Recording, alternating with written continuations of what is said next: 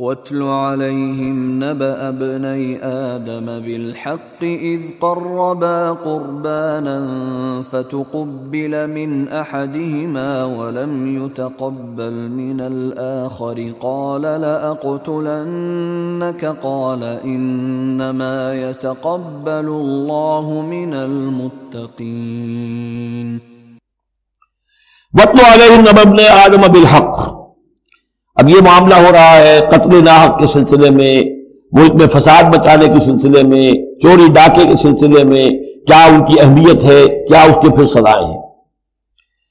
وَاتْلُ عَلَيْهِمْ نَبَأَ ابْنَيْ آدَمَ بِالْحَقِّ، اور اے نبی ان کو پڑھ کر سنائیے آدم کے دو بیٹوں کی کہانی یا قصہ حق کے ساتھ، اِذْ قَرَّبَا قُرْبَانًا، جبکہ ان دونوں نے قربانی پیش کی،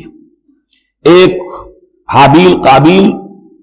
اور ایک ان میں سے گنریے کا کام کرتے تھے، بھیڑیں بکریاں چراتے تھے، ایک کاشتکار تھے، تو دونوں نے کچھ اپنی جنس لے کر آئے اور دوسرے جو ہے وہ کچھ اپنے کوئی جانور لے کر آئے، اللہ کے لیے نذر کے طور پر پیش کیا۔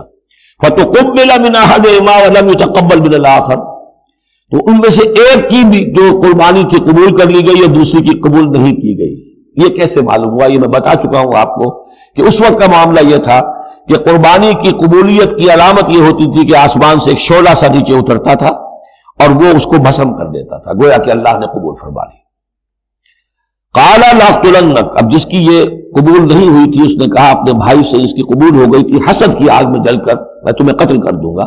قَالَ إِنَّمَا يَتَقَبَّلُ اللَّهُ مِنَ الْمُتَّقِينَ، انہوں نے کہا بھائی جان اس میں میرا کیا قصور ہے، یہ تو اللہ تعالیٰ کا قاعدہ ہے، قانون ہے، وہ صرف متقیوں ہی سے قبول کرتا ہے۔